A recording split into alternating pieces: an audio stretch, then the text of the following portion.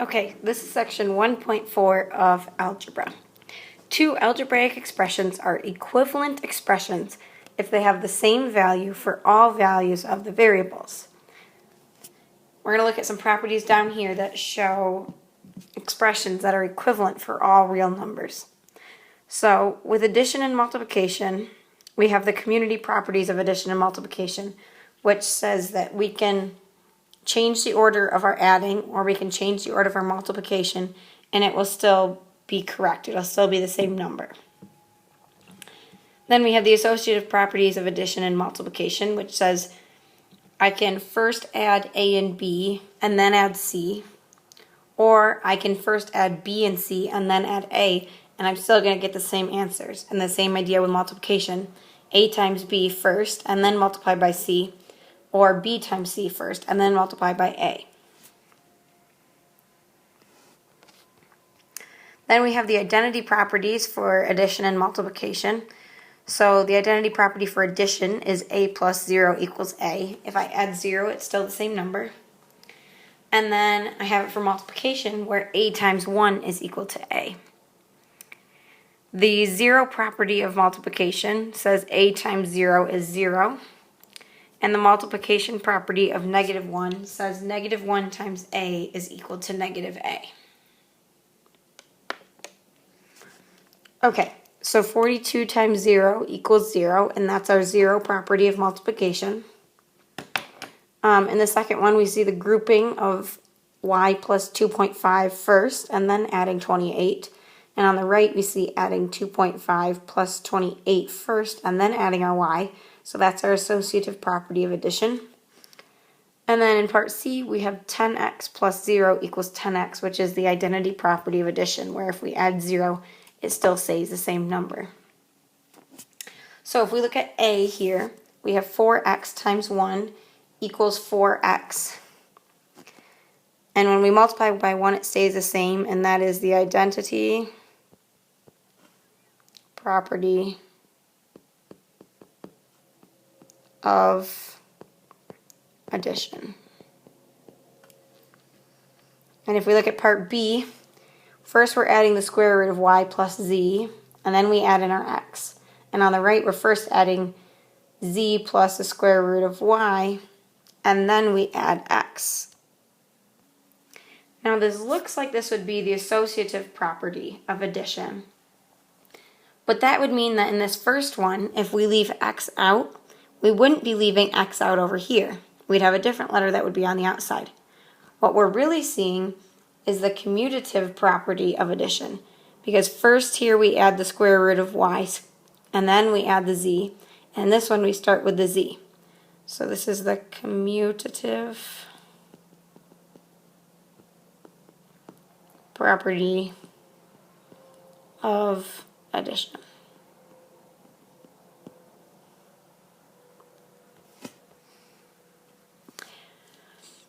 Okay, so if we need to do math without using a calculator, it helps to strategically add certain numbers together first.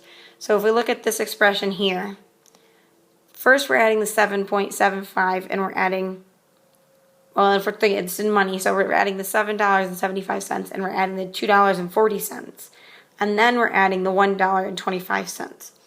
But if we look at this $7.75 and we look at this $1.25, if we add those together, that 75 cents and that 25 cents is going to make $1, which will make it easier for us to add. So if we start with adding those first, we get $9, and then we add the $2.40, which gives us $11.40, and makes it a lot easier for us. So if we look at our got it problem, a can hold 3 tennis balls, a box holds 4 cans, and a case holds 6 boxes. How many tennis balls are in 10 cases? And we are asked to use mental math, so we're not going to use a calculator. So I'm going to have 3 times 4 times 6 times 10. Now I don't think this one is super clear about what needs to go first. I guess it would depend on what you're better at math. For sure we're going to leave that 10 to the end, because when we multiply by 10, all we're doing is tacking on a 0 at the end. I'm going to multiply my 4 times 6 first. So 3 times 24 times 10. And 3 times 24, 3 times 20 gives me 60. 3 times 4 gives me 12. 60 plus 12 gives me 72. So this is 72 times 10, which gives me 720.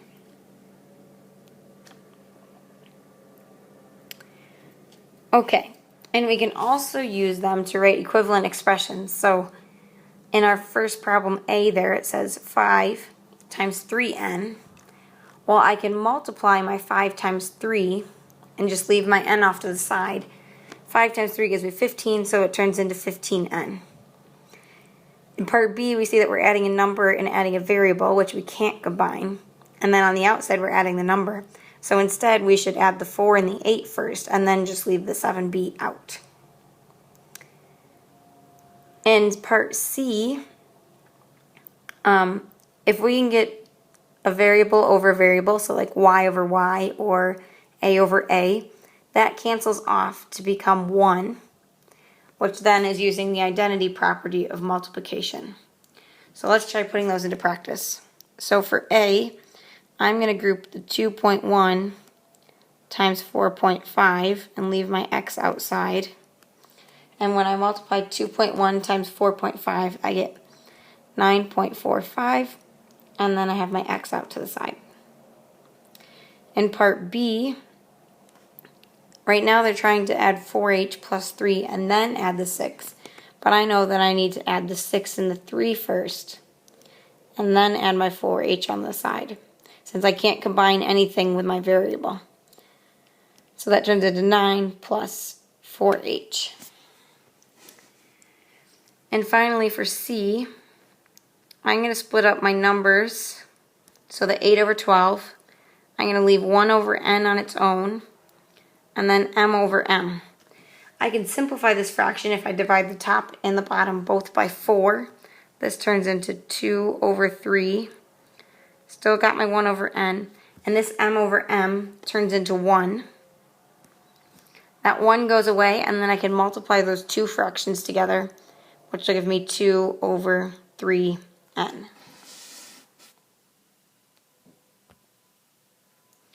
Okay, so we were using deductive reasoning, which is the process of reasoning logically from the given facts to a conclusion.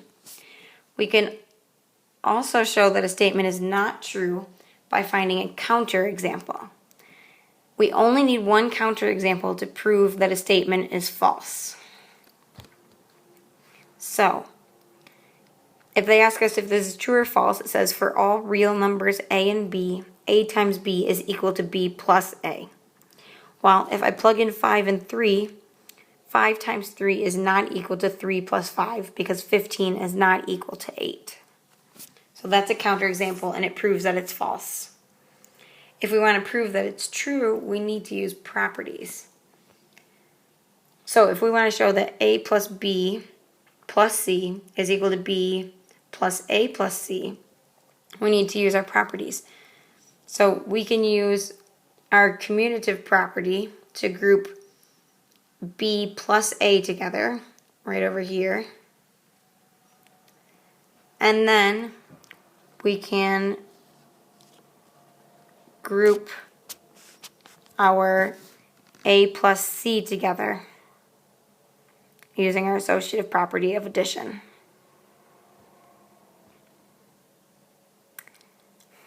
And for 4, let's try some on our own. So A says for all real numbers j and k, j times k is equal to k plus 0 times j. Okay, well k plus 0 is my identity property of addition. And so I know that k plus 0 is equal to k. So then on that right side, this now turns into k times j. And then I also know that j times k is equal to k times j, because that is my associative property, or no, commutative property of addition. No, that is the commutative property of addition. Oops. Okay, I'm going to erase that so that we have some more room to do part B. Just a second. So that was true. Part B says for all real numbers, m and n, m times n plus 1 in parentheses is equal to mn plus 1. This is false, and I could prove that using this counterexample. 3 times 2 plus 1 is equal to 3 times 2 plus 1. So over here I get 3 times 3 equals 6 plus 1. And that turns into 9 equals 7, which is not true. So there's my counterexample. And then part C wants me to look back up to part A of problem 4. And it wants to know, is it always false? So I gave one counterexample to say that it's not always true. But is there some case where it does work? And it does work if I have A and B equal to 0. Because then I have 0 times 0 equals 0 plus 0. Or if I use 2. So 2 times 2 is 4, and 2 plus 2 is 4. Alrighty, and then we have our lesson check. So, name the property in number 1. X plus 12 is equal to 12 plus x. That's our commutative property of addition. Number 2, we have our associative property of multiplication. Then number 3 says you buy a sandwich for $2.95, an apple for 45 cents, and a bottle of juice for $1.05. What is the total cost?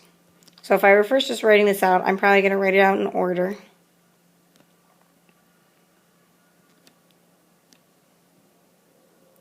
But I can see that if I add these two first, it's going to be a lot easier for me for doing the math in my head.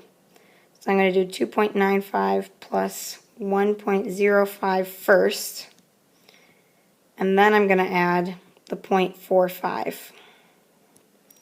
So $2.95 and $1.05. The 95 cents and the 5 cents make $1. So I have $1 plus $2 is $3. Plus this dollar here is $4. So this turns into 4 plus 0.45. So I get $4.45. And finally, number 4, simplifying. I'm going to leave 24D over 1. And I'm going to split out my C over C, which turns into 1. So this turns into 24D times 1, which is equal to 24D. And there you go. There's your homework.